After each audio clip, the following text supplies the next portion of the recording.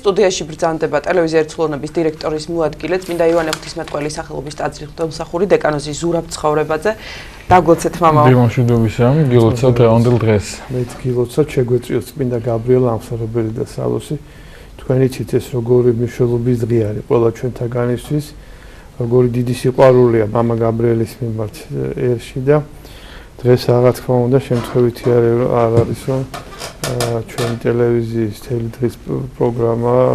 დღის პროგრამაში ბევრჯერ იქნება წარმოდგენილი მამა გაბრიელი, ბევრჯერ იქნება მასზე საუბარი. დღევანდელ დღეს მე გადავწყვიტე რომ მესაუბრა მამა გაბრიელის ქადაგების ერთ ნაწილზე, ერთ მხარეზე. ეს გახლავთ ის თუ რას ამბობდა წმინდა გაბრიელ ამხსარებელი და სალოსი მეორედ მოსვლის შესახებ, ბოლო ჟამის შესახებ.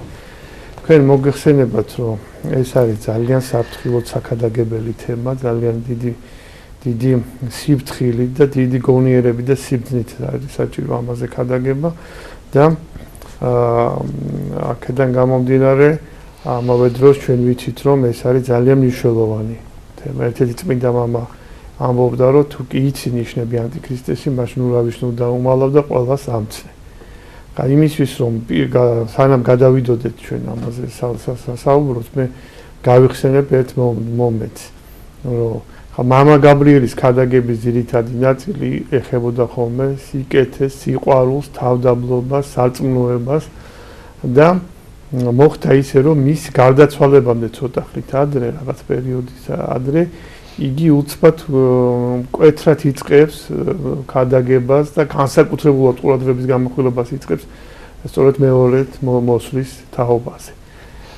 და ეს განსაკუთრებულად გამოიკვეთა როდის იცით, როდესაც იგი თავისი სენაკიდან, ეს კოშკში არსებული სენაკის, სადაც გაატარა უმრავლესი პერიოდი თავისი ცხოვრების ბოლო წლებისა, გადადის იქვე არსებულ სხვა სენაკში, რომელიც მიდგმულია ეხლა ყველა ჩამსვლელ შეუულია ეს ნახოს და აი იქ თითქოს და ეს გადასვლა ხდება სულ ბოლოს. იგი გარდაიცვალა 2 ნოემბერს, ხოლო გადასვლა მისი მოხდა აქ 9 ოქტომბერს.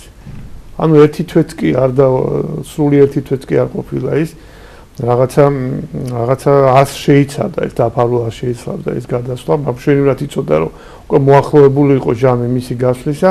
მე თქვენ შეგახსენებთ რომ 9 ოქტომბერი გახლავთ წმინდა იოანე ღვთისმეტყველის ხსენების დღე. ანუ იოანე მახარებლის ხსენების დღე, რომელიც გახლავთ აპოკალიფსის ავტორი, რომელიც გახლავთ წმინდა წერილის ბოლო წიგნის ავტორი, სადაც ლაპარაკია ბოლო ჟამის შესახებ. და ესეც ალბათ შემთხვევითი არ იყო რომ აი სწორედ ამის შემდეგ ის განსაკუთრებით აქტიურებს ქადაგებას ამის თაობაზე. რას ამბობდა მამა გაბრიელი? მამა გაბრიელი ამბობდა იმას რომ ესე იგი ბოლო ჟამის დროს ბოლო ჟამის დროს ერთ-ერთი ყველაზე მძიმედ გადასატანი იქნება მოწმუნეებისთვის ის რაღაცა განუზომელი შიში, რაც მაშინ დაისადგურებს მთელ სოფლიოში. ესე იგი ეს შიში იქნება წამოსული ანტიქრისტესგან. ანტიქრისტე გააბატონებს შიშს მთელ სოფლიოში, ანუ ეს იქნება შიში მის მიმართ. და ასეთ შედარება მოქონდა, რომ აი მაგალითად სტალინი იყო ადამიანი, რომლის დროსაც როგორი შიში იყო გავრცელებული, რომ მის ერთ სიტყვის ხსენების, სახელი ხსენებაზეც კი ადამიანებს შიშის ზარი დაატყდებოდათ ხოლმე თავს და რაღა იქნება ანტიქრისტეს დროსო, რომელიც იქნება მართალი აი ისიც ადამიანი იქნება, მაგრამ განსაკუთრებულად ესე იგი ძალმიცემული უშუალოდ ბოროტის სულის ეშმაკის მიერ. აი აქ თავარია რომ თქვენ გაუძლოთ ამ შიშს არ დაადგუნინოთ თავი. იმიტომ რომ როდესაც შიში ძრგუნავს ადამიანს, მას უკვე ესე იგი მას ეკარგება ესე გონიერების გზნობა და ეს ამ შიშმა შეიძლება მას ძალიან ბევრი ცუდი რამ ჩაადენინოს. ბევრი კომპრომისზე წაიყვანოს, ბევრი კომპრომისზე და ბევრი დათმობაზე წაიყვანოს. არა და კომპრომისი არ შეიძლება. აქ რა თქმა უნდა ლაპარაკია სარწმუნოებრივ კომპრომისზე. არავითარ შემთხვევაში არ შეიძლება ანტიქრისტეს ბეჭედის მიღება. იმიტომ რომ ვინც მიიღებს ანტიქრისტეს ბეჭედს, მას უკვე აღსარებაც ვერ უშველის ანტიქრისტეს ბეჭედის მიღების შემდეგ. ეხლა ის თუ ვინ შეიძლება მიიღოს ანტიქრისტეს ბეჭედი და ვინ შეიძლება არ მიიღოს ბეჭედი, ამის შესახებ ის ამბობდა, რომ ვისაც ექნება წმენა გულში, ესე იგი, აი ისინი აირიდებენ თავს, ვისაც მხოლოდ გონებაში ექნება, რა, ისინი დამარცხდებიან ამ ბრძოლაში და ისინი მიიღებენ ანტიქრისტეს ბეჭედს. კიდევ ერთ რამეს გადაგებდა მამა გაბრიელი, რაც ასევე აუცილებლად დასამახსოვრებელია, ჩვენ ხშირად ვიმეორებთ ამას, ის რომ ესე იგი ანტიქრისტე ვერძლებს იმ ადამიანებს, იმ ქრისტიანებს, რომლებსაც ექნება სიყვარული გზნობა, რომლებსაც მოხვეჭილი ექნება სიყვარული. ანუ ეს სიყვარული იქნება ესე იგი დამცავი გარსივით, რაღაც სულიერი გარსივით, რომელიც მათ დაიცავს ანტიქრისტეს საცურისაგან და ხიბლისაგან. ისინი ისინი არ მოტყუდებიან ანტიქრისტეთი და ამიტომ ბოლო ჟამის ქრისტიანების უმთავრესი მოვალეობა არის, რომ როგორც მამა გაბრიელი ამბობდა, სიყვარულის მოხვეჭა. სიყვარული ისწავლება, იგი ხალხს უსვამდა ამას. აი მიაქცენტულად გქონდა, სიყვარული ისწავლება. და როგორ შეიძლება სიყვარული ისწავლოს ადამიანს, როგორ შეიძლება სიყვარული გაუღვივდეს მას და გაუძლიერდეს მას. მოყვასის მსახურებით, ესე მუდმივი მოყვასის მსახურებით, მუდმივი სიკეთის კეთებით. ესე სიკეთის კეთება აძლიერებს, ესე იგი სიყვარული გზნობას ადამიანს. ეს სიკეთე და სიყვარული ერთმანეთის გარეშე არ არსებობს. ეს ორივე ერთმანეთს კვებავს, ორივე ერთმანეთთან არის დაკავშირებული და აი ეს არის ძალიან მნიშვნელოვანი რამ, რაც ყველა მოწმუნე ადამიანმა უნდა დაიმახსოვროს. საერთოდ ამბობდა, რომ სიყვარული გადაარჩენს საქართველოს. ესე იგი აი ეს უნივერსალური ფორმულა, სიყვარული გადაარჩენს საქართველოს. საერთოდაც ეს გზნობა ქართველებს ყოველთვის ჰქონდათ განსაკუთრებული უნარი სიყვარულისა და აი ამ გზნობას სჭირდება მოთხილება. სამწუხაროდ ეხლა რაღაცნაირად მცირდება ეს სიყვარული გზნობა, ისე როგორც თელს კაცობრიობაში. თქვენ იცით, რომ ბოლო ჟამის ერთი დამახასიათებელი ნიშანი იქნება, რომ ეს სიყვარულის გზნობას დაკარგავენ ადამიანები და რაღაცა განხმება ეს გზნობა თითქოს მათში და დასუსტება, რაც რა თქმა უნდა მათ დაუცველს გახდის იმ აურაცხელი საცდურების მიმართ, რომელიც იმ დროს იქნება და რომელიც იმ დროს ესე იგი გავრცელდება. მამა გაბრიელი ასევე ამბობდა, რომ ესე იგი ამ საყოველთაო დევნის დაწყების წინ მეფობა აღდგება საქართველოში. საქართველოში აღდგება მირონცხებული მეფის ინსტიტუტი და ეს იქნება ძალიან დიდი შეწევნა ერისთვის. ამ დროს ესე იგი მეფე ესე იგი ძალიან შეეწევა ქართველ ერს და ეს იქნება ძალიან დიდი წყალობა ღვთისაგან და დიდი შეწევნა. აქვე მინდა ხაზგასმით აღვნიშნო ერთი რამ. ხანდახან ესე იგი კი ზოგადად არის ხოლმე საუბარი ამ საკითხებზე, მაგრამ ხანდახან აი სიზუსტე აკლია ხოლმე ამ საუბარს. მაგალითად, საკითხი იმის შესახებ აი საქართველოს რამდენად შეეხება დევნა, ანტიქრისტეს დევნა. ამასთან დაკავშირებით მამა გაბრიელი ესე გადაგებდა, რომ დევნა იქნება ყველგან, მთელ მსოფლიოში. ეს წერია წმინდა წერილში. რაც წმინდა წერილში წერია, ის აღსრულდება. შესაბამისად, დევნა იქნება საქართველოშიც. საქართველოშიც იქნება დევნა, მაგრამ ეს დევნა შედარებით მცირე იქნება. ანუ ის კი რომ საერთოდ არ იქნება დევნა. არამედ შედარებით მცირე იქნება.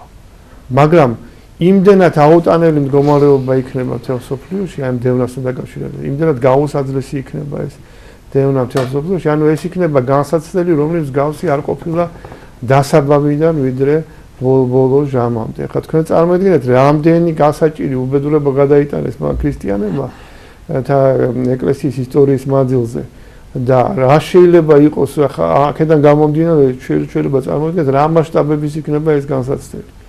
ამიტომ ეს მცირე შეღავათი, მცირე ამოსუნთქვა, რაც ექნებათ ქართველ ქრისტიანებს, უკვე ძალიან დიდი იქნება ყველასათვის, აი მთელ მსოფლიოში. ამიტომ არის რომ ესე იგი მისი წინასწარმეტყველებით ესე იგი ბევრი ადამიანი, ყოველ შემთხვევაში ზოგიერთი ადამიანი ჩამოვა საქართველოს ის ქრისტიანები, რომლებიც ესე იგი არ მიიღებენ ანტიქრისტეს ბეჭედს, რომლებსაც ექნება სიბრძნე და დროს და ჟამს გამოიკვლევენ და მიხვდებიან რა მდგომარეობაში და რა პერიოდში ცხოვრობენ და ისინი გაიგებენ იმას, რომ საქართველოს შედარებით ნაკლები დევნა არის, ისინი აქ ჩამოვლენ.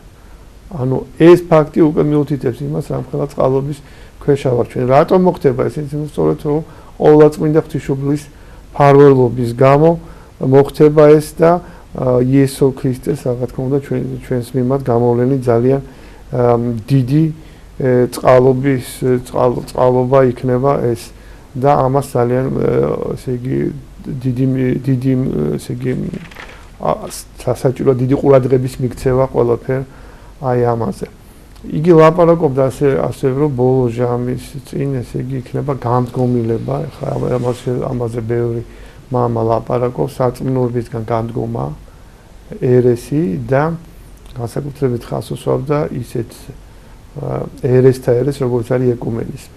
ანუ ეკუმენიზმი გულისხმობს ესე იგი ზღვის წაშლას ყველა რელიგიას შორის, ან თქვათ ქრისტიანობის სხვა კონფესიებს შორის. ანუ სწორედ რომ ბოლო ჟამს დაირღვევა ჭეშმარიტი ესე იგი დაირღვევა როგორც ზოგიერთი ბევრი ადამიანის გონებაში და მათ სოფხედელობაში სწავლება ჭეშმარიტების შესახებ და გამრუდდება და ესე იგი გაუკუღმართდება ეს სწავლება და აი ესეთი მდგომარეობა რა ძალიან ბევრ ადამიანს დააბნევს. ამიტომ არავითარ შემთხვევაში არ შეიძლება აი ამის შეწყნარება. არავითარ შემთხვევაში არ შეიძლება ეკუმენიზმის შეწყნარება, რომელიც ამბობს რომ ყველგან არის მადლი, ესე იგი ყველა შეიძლება ცხოვრდეს, ყველა შეიძლება რაღაცნაირად ღვთის გზაზე იდგეს, არ აქვს მნიშვნელობა ვინ გასაწმუნოების ან ვირა კონფესიის. ანუ ეს ფაქტიურად ნიშნავს დოგმატების უარყოფას, ეს ფაქტიურად ნიშნავს სოფლიო კრებების დადგენილებების უარყოფას და ესე იგი ყველაფრის ერთ დონეზე დაყენებას. გამოდის რომ ის წმინდა მამები, რომლებიც ესე თავდადებით იბრძოდნენ საწმუნოებრივი დოგმატებისთვის, თავს წირავდნენ ამისთვის, ისინი ტყუილად და ამაოდ დაშვრენ. და დღევანდელი ან გულისხმობ მომავალი ესე იგი პერიოდის ესე იგი როდესაც იქნება ეს განსაკუთრებით გაძლიერდება ეს შეხედულობა, იმ დროინდელი ადამიანები უფრო უკეთესად ხდებოდნენ და უფრო უკეთესად განჭრედნენ ამას თითქოს. ეს რა თქმა უნდა ესე არ გახა. საერთოდ მამა გაბრიელი ამბობდა რომ ბოლო ჟამი ახლოს არის. რა თქმა უნდა როგორც ყველა დიდი მამა, როგორც ეკლესიის სწავლება არის, ის არ ამბობდა ზუსტ დროს, იმ დროს ზუსტი დრო არავინ არ იცის. ეს ზუსტი დრო დაფარულია, მაგრამ მას მიაჩნდა რომ ეს ჟამი არის ახლოს, ეს ჟამი არის მოახლოებული და ამასაც ამბობდა მოციქულების დროიდან იყო ქადაგება ჟამის სიახლოვეებზე, მაგრამ ეხლა უკვე ნამდვილად დადგა. სხვადასხვა ამის თაობაზე მეც მქონდა მასთან საუბარი. ხელა ერთ-ერთი პირველი შეხვედრის დროს, როდესაც მან ახსენა ბოლო ჟამი, მე ვკითხე მამა გაბრიელ, ხო იყო ეპოქები, როდესაც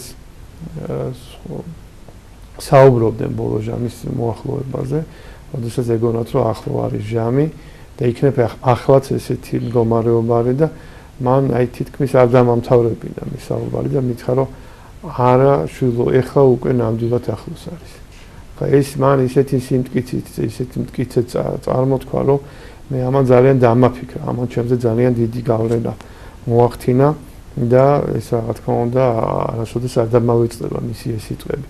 იგი საუბრობდა ასევე იმის შესახებ, რომ ესე იგი ივერიის ყოვლადწმინდა ღვთისმშობლის ხატი დატოვებს ათონის მთას და ამ დროს ატყდება ზარების რეკვა მთელს ათონის მთაზე და ასეთ რამეს ამბობს ეს თითქოს ხილ რაღაც ისეთი რამ გაკეთ და დაიშვება მაშინ რომ ესე იგი რაღაცა ხილული სასწაულებით ათონის მთა თაყვანს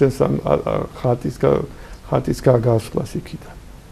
აი ამბობდა კონკრეტულად რომ აი დაძრები თითქოს ხეთს მოიდრეკენ, ხა როგორ ასახით იქნება ეს ჩვენ არ ვიცით. ხა რას გულისხმობდა კონკრეტულად, ამიტომ ეხლა მე ვერ ვაკონკრეტებ და არც არის საჭირო ამის დაკონკრეტება, რომ ესე იგი მთავარია რომ ეს იქნება საყოველთაო ცნობილი.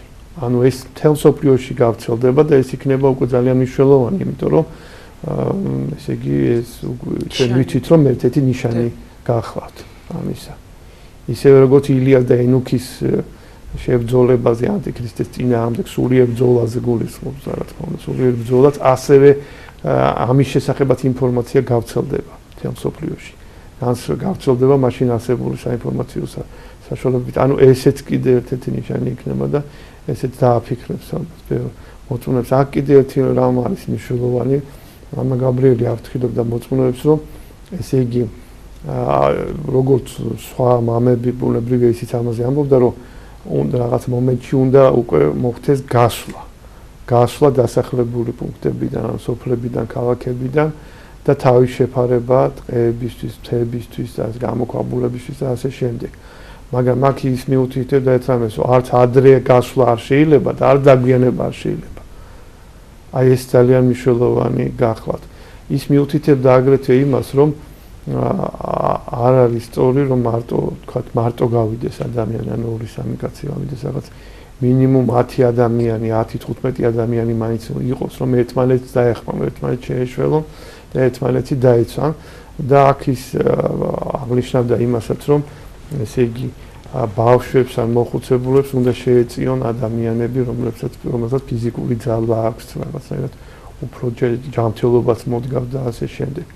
ანუ აი ესე ძალიან მნიშვნელოვანია, რომ აი ესეთი ის უნდა იყოს, რომ ერთმანეთის შეწევნა უნდა იყოს, ერთმანეთის დახმარება უნდა იყოს ამ დროს. ხა როგორ შეიძლება გადარჩეს, ხა ადვილი სათქმელია, თქვათ, გასვლა ტყეში, თქვათ, მთაში, მაგრამ ხა თქვენ გესმით, მით უმეტეს თანამედროვე ადამიანი მიჩვეულია სულ სხვა ცხოვრების წესა რა, როგორ შეიძლება ის გადარჩეს ამ ვითარებაში, როგორ შეიძლება მან გაძლოს თუნდაც ის მცირე პერიოდი, რა პერიოდიც იქნება მოუწევთ მათ ყოფნა, ასე დაფარულად.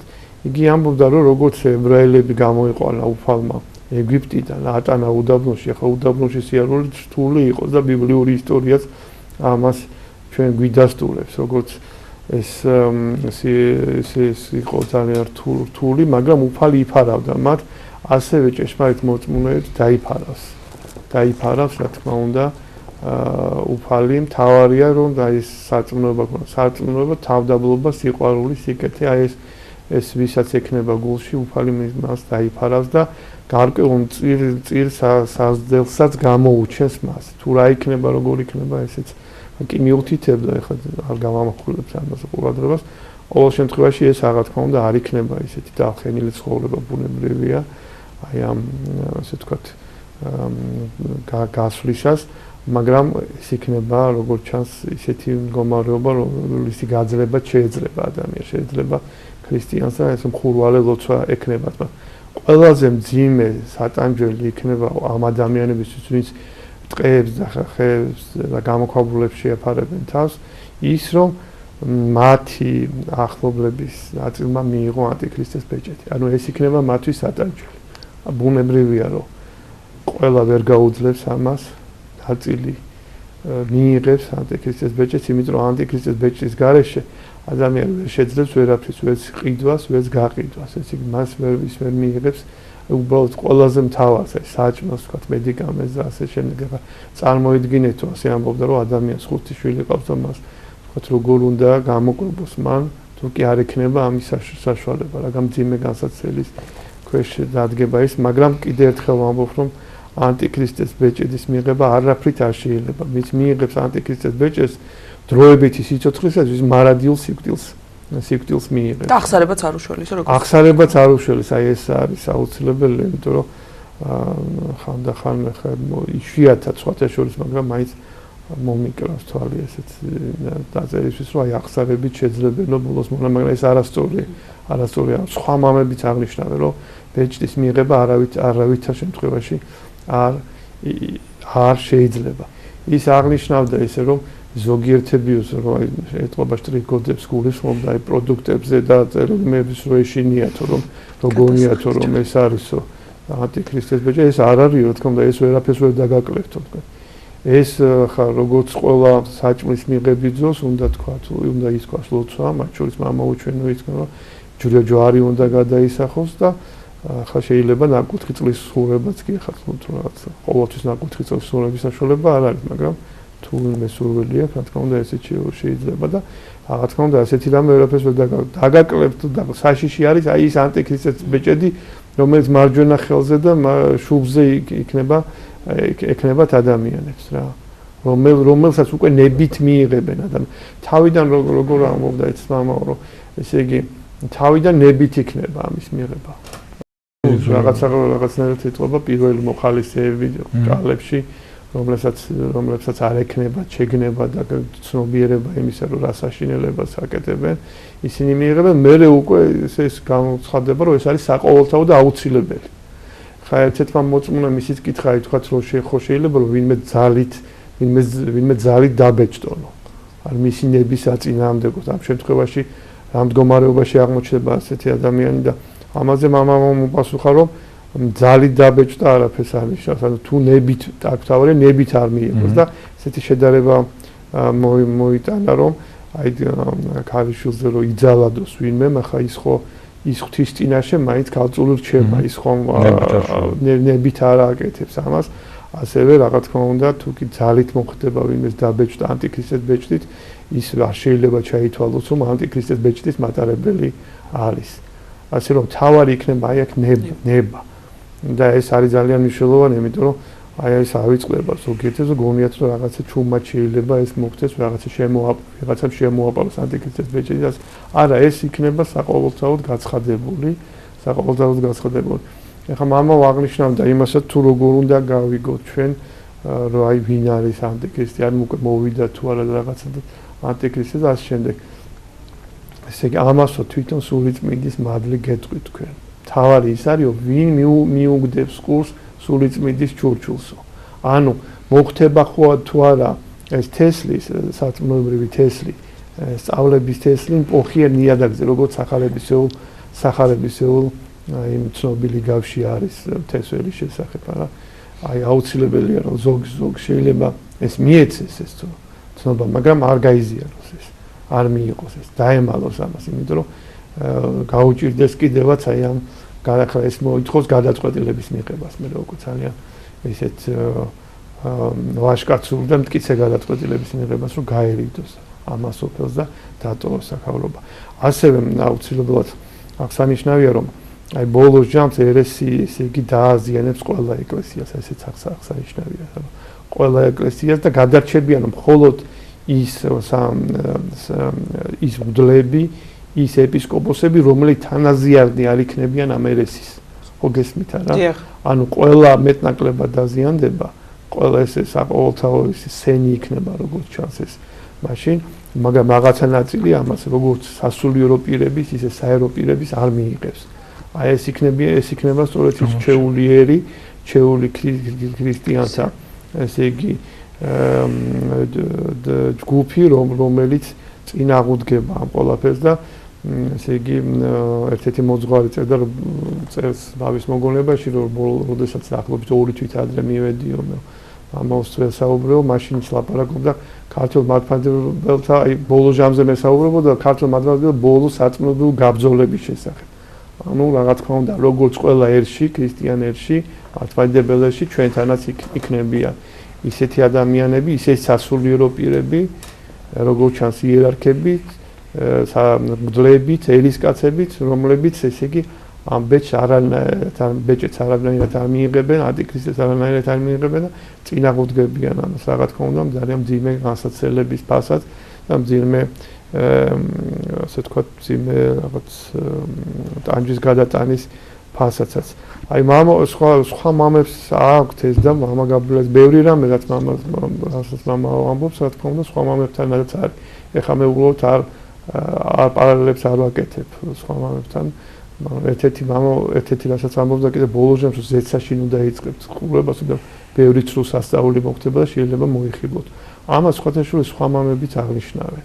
აი რა იქნება, როგორ ბუნებრივია ეს დაფარულია ჩვენთვის, არ ვიცით, მაგრამ ყოველ შემთხვევაში რაღაც ასეთი ტიპის დარიგებაც ჰქონდა მას და კიდევ ერთი დარიგება, კიდევ ერთი უდიდესი ნუგეში, რაც მას აქვს ნათქვამი, რომ მე ესე იგი დაგეხმარები თქვენ. მე თქვენ გვერდით ვიქნები, თუმცა თქვენ მე ვერ დამინახავთ.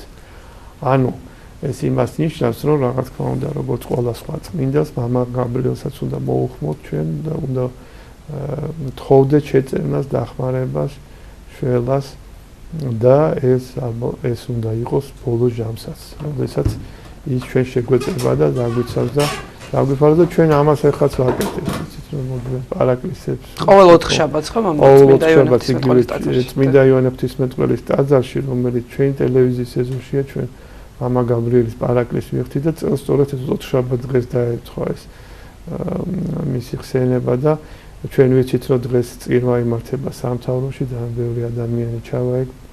არა მარტო სამთავროში, ბევრი აყენებს წირვას და ბევრი შეევედრება მამა გაბრიელს რომ შეგვეციოს და დაიცვას, დაიფაროს და გადაარჩინოს საქართველოს. ამინ. შეგვეციოს მისი ლოცვა, მისი მადლი, დიდი მადლობა შეგახსენებთ, გვესაუბრებთ დეკანოზის ზურაბ ცხოვრებაზე.